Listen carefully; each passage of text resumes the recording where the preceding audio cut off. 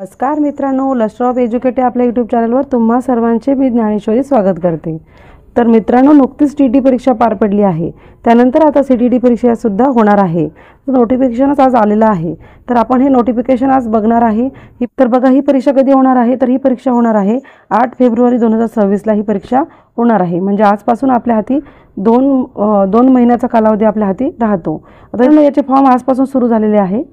मित्रांनो, तुम्ही इथे बघू शकता, form application process will start from 27/11 म्हणजे आजपासून हे फॉर्म भरायला सुरुवात झालेली आहे। शेवटची तारीख आहे फॉर्म भरण्याची 18/12/2025 म्हणजे 18 डिसेंबर ही आपली शेवटची तारीख आहे। त्यामुळे आपल्याला वेळेत हे फॉर्म भरायचे आहे। मित्रांनो, CTTचं इन्फॉर्मेशन बुलेटिन सुद्धा आहे, CTT फेब्रुवारी 2025।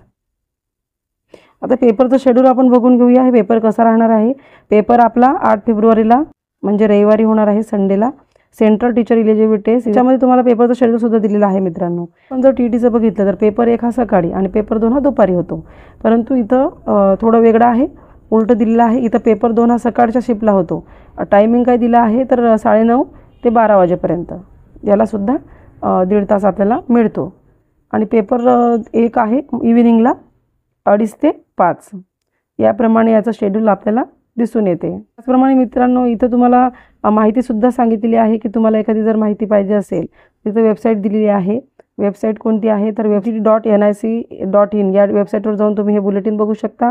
त्याचप्रमाणे ही सगळी इन्फॉर्मेशन तुम्हाला या वेबसाईटवर मिळून जाईल।